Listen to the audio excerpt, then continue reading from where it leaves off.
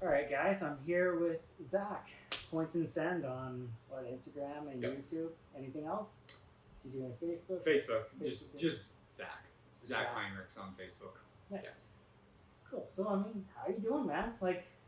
Good. Getting very, very stoked for winter. I mean, seasons are changing out there, which is it's time. We're dropping snow already. Yeah. So all the mountains are starting to. You're seeing it on their webcams and stuff. Like I watch a lot of them. They're starting to get a bit of sprinkles here and there. So I'm doing well because awesome. Of that. Yeah. The hype is coming in. Yes. Well, let's go back to the beginning, man. Like, what got you into snowboarding? So I was in grade 7, and I have a friend, Matt Janzer. Shout out Matt Janzer. He invited me out to Hidden Valley, and so I had wanted to snowboard for a long, long time, and like as a kid, like 9 years old, 10 years old. I was like 13 by the time I finally started, but my mom never wanted me to because she's like, no, the neighbor boys broke their wrists. You're gonna break your wrist. And so finally, I'm 13 and my buddy has an extra snowboard and he's like, oh, come, I'll teach you. And I was like hooked like that. And then 2 years later, I broke my wrist. But my mom's are right. Moms are right. But yeah, I was just like hooked. Like I don't know. Yeah, it was just like I could not resist it. And so I was 13 and I just turned 30. So nice. Been doing it for a little while. Right? Yeah, it's been a while. It's been a while, but every winter's fresh, so that's good. Exactly. Well, right now you're in Medicine Hat. Mm-hmm. Do you have any trips locally around Alberta that you've got planned coming up? So I've been in contact with one of the other snow team members. We've chatted a bit. We're hoping to meet up and do some filming at some point. That would be cool. Yeah. He's like, oh, I got to get down to the Hat. I mean, our riding styles are a little different, but he was saying, he's like, oh, I got to come to the Hat. I want to hit some street spots. I'm like, dude, I know some street spots, so I'll show you around. But then, yeah, I don't know. I have 2 little boys that I have on snowboards, so I take them to the valley, to Hidden Valley a fair amount, and yeah, get them going. We started working on jumps last year with them, so a fair amount of that, and then some bigger trips on my own. But yeah, nice. That's kind of the local plans right now, I would say. That's pretty good. Yeah. I've been seeing on your Instagram you're dropping a lot of really cool locations last winter. Any chance you got a video in the works for us? Yeah. I've drugged my feet a little bit this year editing it, and I don't know why. It's just, well, no, I do know why. It's because of work and stuff. But I got this video called Good Riddance that is coming out, and I mean, with the time that it's dropping now, it's just like, okay, good riddance to summer because it's time for winter again. But I'm pretty stoked with how it's turning out. Hoping in the next 2 weeks or so for it to be done. Cool. Which should be good. You mentioned that you had some big trips planned. Anything kind of super exciting for this year that we can look forward to seeing? Yeah, I am headed to Jackson Hole, which is That's down. natural selection, right? Yeah, down to Wyoming. I'm not riding in natural selection by any means, but I am heading down to the resort there. There's just some famous cliffs and famous runs down there that have been on my bucket list for years, and I'm starting to. I'm to the point where I actually income now. I'm not just in school anymore, and so it's time to start scratching off some things on the bucket list because it's been there since I was 15, and so pretty excited to head down that way. And then, I mean, we really started getting a taste of filming and shooting in the backcountry last year, just with the guys that I ride with, and so definitely kind of inching into that. More and more this year. We got some good jump spots, looking to find a few more, and yeah, just film and ride because that's what I love to do. It's fun. Nice. Awesome. Zach, we started this B House BH team. We have skate, we have snow, we have water, we have ambassadors, a bunch of other things. When I first started it, it was at the beginning of summer, kind of end of winter.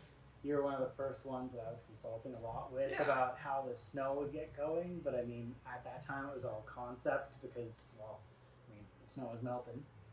This is coming up to kind of be year one of snow team. Yeah. What are your thoughts? Do you have any ideas, any predictions on where we can go with this so that everyone can have a good time? Yeah. A couple thoughts. Obviously, goal number one, as always, is ride powder. Ride powder. But just goal number one is to snowboard.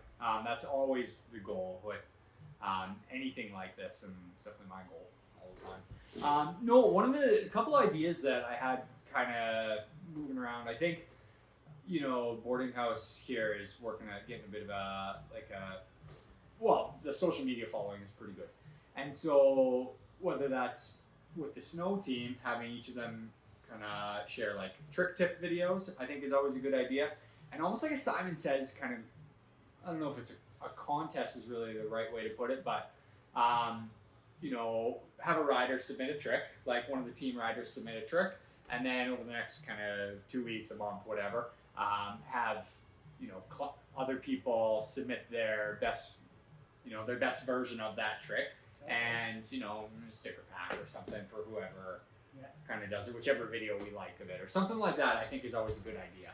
See if they can stick their own flair. Yeah, exactly. I mean, it's like it gets a little bit of hype for snowboarding. It's it's also like, holy smokes, these kids out there these days are good, and that's always fun to see. Crazy, right? They're good. They're good. So yeah, those are some of the thoughts. But I mean, end of the day, like I said, the goal is to snowboard. Yeah. Right. It's like there's never a bad day snowboarding, and I think those are words to live by. Yeah. Hear you there. Even on the icy days. Even on the icy days. Even on the icy, windy days at the mountain down the road. They're good. Yeah. Well, when the days are good and you do get some video time and then you get to shoot some stuff, I noticed that your videos tend to be pretty well edited out. Do you got? Thank you. Yeah. Thank you. Appreciate that. What kind of efforts go into getting videos like that? Lots of practice. So I started editing when I was in grade 8, and it was like a little school initiative. Just something that I learned there, and I've just kind of practiced ever since. And so lots of trial and error. I will go back and watch some of my videos from when I was like 14, and it's cringe. Yeah. But that's what kind of got me started. And every year it's like I learn a little more and tweak the camera a little more and get a better camera and just the biggest like editing stuff I've learned is the shot is everything. So planning your shots is good. Kind of planning out before you get the shot, and then if you really are serious about like filming and editing, which I think you should be if you're into snowboarding and skiing and stuff, like filming and editing is fun. It pushes you, which that's how progression happens. So that's a big part of what we do. Planning those shots and actually making an effort, not just like pulling out the phone and the GoPro, which is good if you're getting started, but if you're actually serious about making an edit, like you need to go out with a bit of an intention to do that, and then that's where that kind of peer pressure group mentality happens, because the hype up happens with that. And that's like my favorite part of snowboarding is when you like zone into something and you're like, I'm gonna do this and I'm gonna land this trick, and it feels so good. Or you try it 80 times and beat yourself up, but that's okay too, because those days are important. Yeah, so and it's part of the growth, right? Yeah, exactly. Yeah. So that being said, there's some pretty dope clips on your channels. Thank you. Young riders coming up, see kind of what you're doing, launching yourself off cliffs, doing backflips, riding the deep power. The one that I keep drooling over is the hiking up the mountains and shooting that tunnel. Yeah. Like, do you got any follow tips for people trying to go your direction? Is there like something that you would have changed in the process to make life a little bit easier? Don't just huck yourself. That's how you get hurt. Do not I do see that from people. I'm like, it'll get you good, but it's not great for style, and that took me years to figure out, because I was a hucker. I will say that I was a hucker. Just kind of figuring out yourself with snowboarding. As far as like other things, I mean, I kind of said it before. Like, there's no bad days snowboarding. I think having that attitude shows in your riding, and like you get more creative with that. And sometimes that's what it takes, is you need to learn to see the mountain, see the snow kind of differently. And so wherever you are riding, just trying to be creative with it. I don't know, other things like as far as as far as what I'm doing, snowboard wise, it's taken a long time to get in this direction. That's kind of always the goal. I mean, I remember as a kid, you watch these videos, at least for me, and it was like, I would watch these videos. I watch people in the streets and on YouTube, and I was like, yeah, that's sick. And I would watch these crazy edits of like Mammoth Mountain and Big Bear in California and stuff. It's like, these are sick. And then I would see some of the backcountry stuff that would come out of like Whistler and Jackson Hole and stuff like that. And it's like, oh, that's what I want to do. And it's just finding your style like that. And so I've slowly kind of inched my way into that. Just kind of figure out what you like to do in snowboarding and just head in that direction. But ride everything because it makes you a good snowboarder. Like you won't see me riding a ton of street, but I still do because it's fun and it makes you a good snowboarder. Yeah, gotta be able to adapt. Yeah, right? Exactly. It makes you better at everything you do. So I like that. Nice. Does that kind of answer that question? Yeah, I think so. I think we're just kind of looking for some kind of guide, give people a good point. Yeah. That being said, like a lot of what you do is really cool backcountry footage, not so much the structured competitions, though a lot of our team riders are big into that. Yeah. What does that mean for you nowadays? Like with the new natural selection coming out and actually kind of put in a competitive value to that backcountry riding where there's style, there's points, you can crash and you can still place. I think it's sick. That's blunt and flat. I think it's sick. I like competitive snowboarding. I've dabbled in it in the past. I've never gone super hardcore into it, but I've definitely done a comp here, done a comp there. Each winter I try to get into at least one because it's a good time. But competitive snowboarding is good. It's good for progression, as well as like the natural selection as well. Like it was one of the highlights of my winter, and it wasn't even on a snowboard, which is weird for me to say. But like the Alaska semifinals, go YouTube it. Like it was just bonkers, that event. Yeah, So we had it on repeat in the yeah, store. go every watch day. it. It's insane. So I think it's really good for snowboarding in a sense because it does push it a little bit, and it's a different vibe. Let's just face it, even when you're just freeriding backcountry, it's like you turn with a different set of mindset. You turn with the mindset that like you need to nail that turn and you don't know what's coming up. So you're kind of more on edge. You're definitely riding with a little bit of caution. So you're not pushing yourself too far because you still know that you have that air of, I don't know what you call it, but you could die. True story. Yeah. That's my competition. So that being said, natural selection definitely weeds out the guys that aren't good riders. Yeah. I think the other thing that's cool about that too is there's no practice runs in that. So what you bring to it, like, and you'll see that with freeride snowboarding too. Like they get to scope their line, but they don't get to hit it because the snow. Yeah, you get one shot, and like that makes you a good snowboarder, right? Because you're hyper focused into it, and so it's something I'm working on. But it makes you a good rider for sure. It's cool. I like it. It's cool. Nice. So we talked a bit already about natural selection and kind of bringing a highlight to the world on what backcountry is. Mm-hmm. I know I've kind of been eyeballing getting into it quite a bit myself. Yeah. Someone who does it and lives it and breathes it, like, what's involved? Like gear and wise? Yeah. Like, Okay. Other than money. It's not cheap. It's not cheap, and that's the first thing to know about it. Like it's worth it, but it's not cheap. I got into it. This will be year 4 or 5 for me now. So as far as getting into it goes, like the very first thing I did, well, I bought a backpack. That was actually the first thing I did because I knew I had a friend or two that was pushing me for years and years to get into it. I was like, I don't know, you hear horror stories about the backcountry, which I mean, yes, they exist, but one of my mentors, actually the guy that taught me my avalanche course, said, if you do this right, you should not be seeing or being in avalanches. And so that's stuck with me, right? There's a smart way to do things, and it's important to lay down ground rules. But as far as actually getting into it, so first thing I've already mentioned that you need to do an avalanche course. Kananaskis, Banff. Actually, they do offer a couple of Pincher Creek ways. for any direction. Like you just Google it up, avalanche.ca. They'll tell you some courses, but you need to do a course, preferably one with a field day, so that you can kind of get actually out there and see it and learn it and kind of get involved. And then that's the other part of it is, you know, constantly learning. Like there's books about avalanche safety. There's, you know, online courses, just keeping all of and practice, all those skills fresh. So the knowledge is like the first step. Do not go into the backcountry if you don't have the knowledge. It's a bad idea. It puts you at risk. It puts whoever's come to get you at risk. That's one. And then gear-wise, I mean, you need a beacon, you need a probe, you need a shovel, you need to know how to use it. Something else that I carry now is like a global GPS hotspot, so my phone has service wherever I am. That I can, and my wife can follow me, which she's very happy about that. Safety first.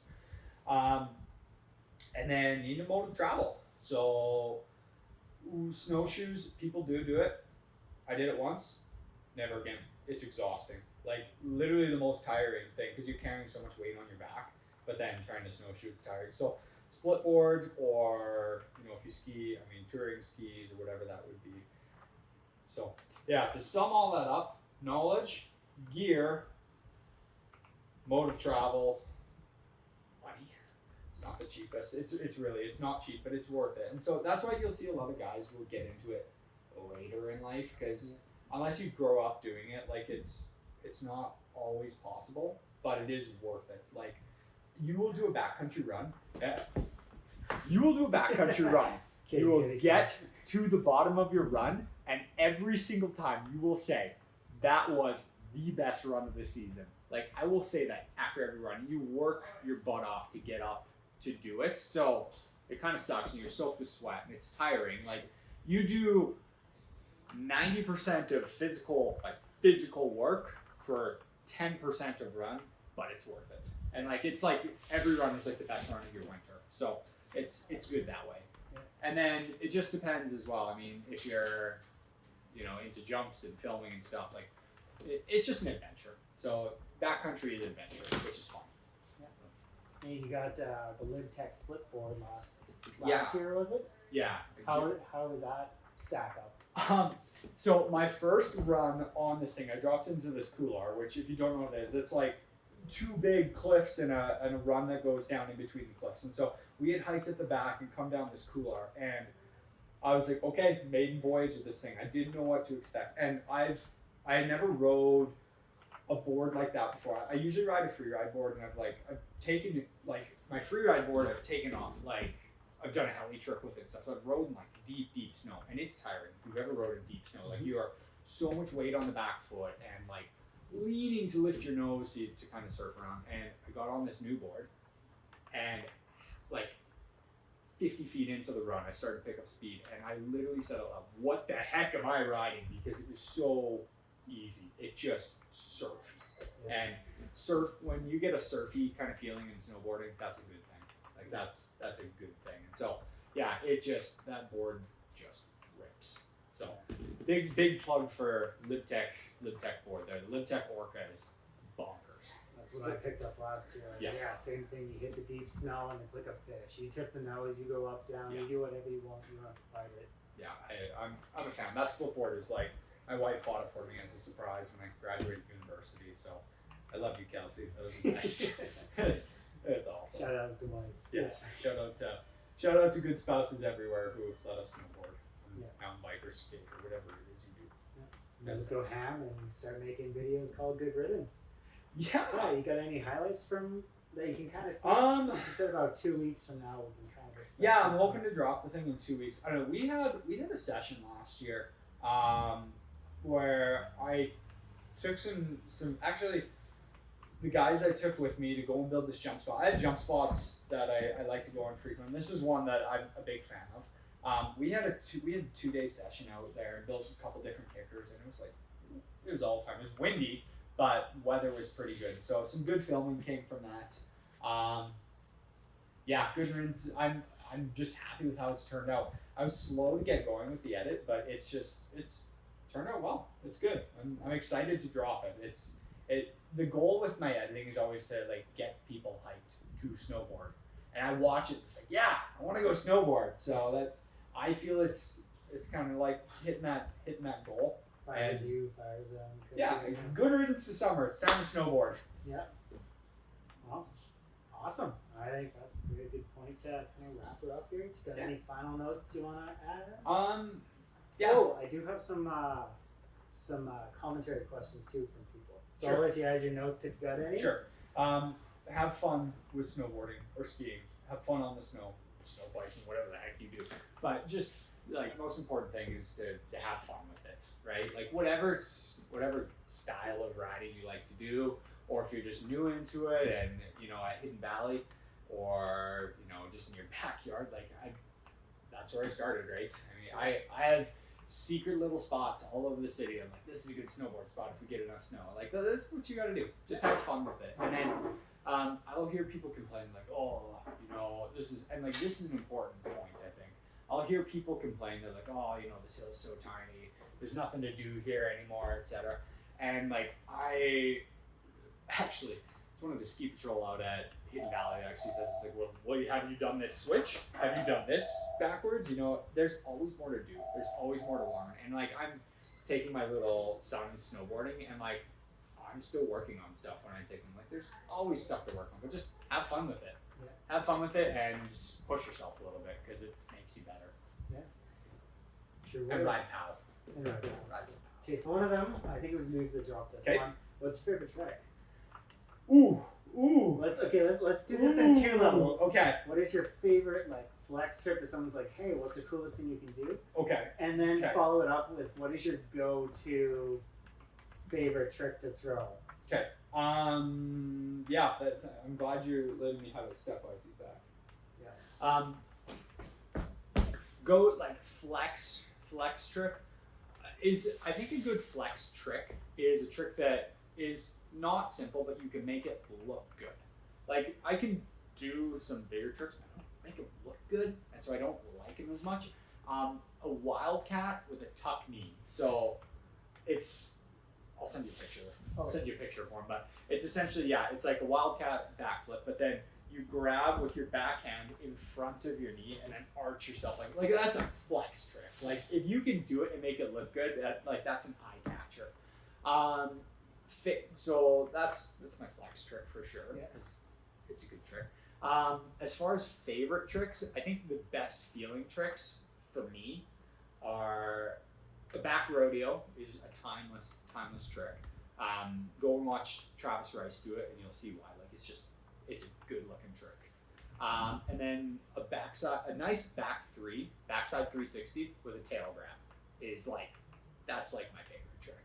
It's not huge, but you can do it nice and slow and big, and it's a safety tweak it, and it's a safety trick too. When I'm coming into a big jump that I'm not super comfortable to just send it on, that's a good trick to send, because you're landing again straight. I mean, it's a little blind at the start, but yeah, I like that one. And then a method. Methods are timeless. If you can do a good method, learn to do a good method. Yeah. 360 grabs are always my favorites. Yeah. Because you come out clean, right? You come out how you're expected, so you ride them away. Yeah. So there's no recovery to it. So as long as you got room to throw it, looks fresh. Yeah, I would agree. So the other ones would be, what was your scariest experience last winter? Okay, there's a story here. And actually you can see it. Can I guess? Yeah. Was it where you did the cliff and? Oh my gosh. Okay, so there's a cliff in Revelstoke called it's called High Dive. Yeah, diving board. High Dive. It's called High Dive. And I have been going to Revelstoke now. Revelstoke ruined me, so it turned me from a little slopestyle park kid into a free rider. Let Revelstoke ruin you at some stage. I can't speak good enough about it. But there's a cliff there, and it's front and center. It's not hard to find it. It's just on the backside of Revelstoke, in the bowl back there, in North Bowl, and it's called High Dive. And no joke, it's 35, 40 feet high if you hit it at its highest. And I've looked at this thing for 10 years. And I remember when I've taken lots of people to Revelstoke, and I was like, yeah, let's check out that cliff there. And they will drop expletives looking at this thing. They're like, oh my gosh, words should not good words, but they will look at that thing. And so what actually happened is I've looked at this thing for 10 years, and last year it was like, oh, my son's getting older. I'm going to take him to Revelstoke one day, and it's going to be like, hey, Nixon, do you see that cliff there? And he's like, yeah, Dad, did you hit that thing? No, son, I was too scared. Didn't want that. And so I was like, no, I need to do this. I got a good POW day, which is not the hardest to get at Revelstoke. And it was like, yeah, today's the day. I'm going to go hit this thing. And so I was with my brothers, too, which had never happened before. I was like, I can make them wait while it's a bit of a jaunt to get over to it. So I was like, you guys go wait. I'm going to go hit this thing. And climbed up there, and there's a GoPro video of me looking over the edge, and I'm like, oh man, I'm going to die. But I was like, nope, I'm doing this thing. And so I go a little bit back up to ride off this cliff. It's like 40 feet, man. It's huge. And I could not bring myself to hike any higher up that in run. Like, I went to where I was like, okay, yeah, this should get me enough speed to allow me to take off smoothly. No, man, I needed a little more mustard on that thing, and so I just nosedived. And like, I nosedived so hard that I exploded my front binding. Like, snapped the thing in two. Like, Union's got good warranties, so they gave me another one without a question. But like, I windows rolling down, and I was like, and the other thing, I'm scared of heights. I do not like them. So like this, it took me 10 years to hit this cliff. But I did it. And I'm gonna go hit it again. You done it once now. Now it's like, okay, now I need to go start the thing. Yeah. But yeah, that's like one of the scariest things I've ever done in my life, I would say. Yeah, that's pretty cool. It shapes you though. It does. Yeah. It does. Another one was favorite resort. Like, where do you? Revelstoke Mountain Resort. Although, plug for Castle. I've grown up. Castle's my home mountain. Castle in Pincher Creek, and if you Castle on a good day, there's no better place to be.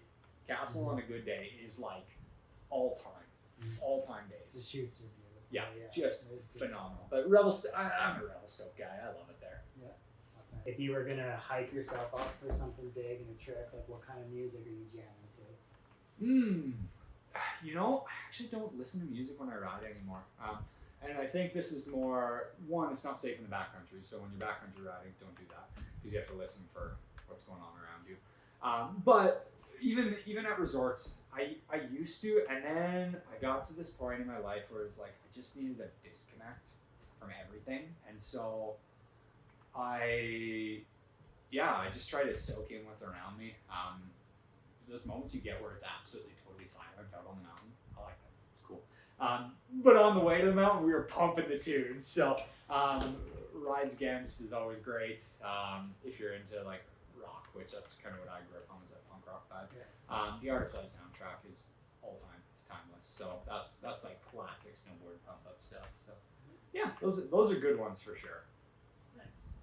Well, I think that about wraps it up. Okay. Thanks, Zach, for coming in, man. Come check out the boarding house. Yes. It's where it's at. It's good right now. Yeah, and when the video drops, we'll have it on play. So, Okay. yeah. Thank you. Yeah, where can they go to watch Good Riddance when Oh. it falls? So it'll be on my YouTube. If you look up Point and Send on YouTube, that's where it'll be. Yeah, or on Instagram, you can find me there too. Point and Send, there'll be a link to it. But yeah, check it out. It's gonna be good. It'll get you hyped for winter, which is like that's the goal. Yeah, well, the trailer got me hyped already. So Sick. let's see what the rest comes. Good. All right, thanks, Zach.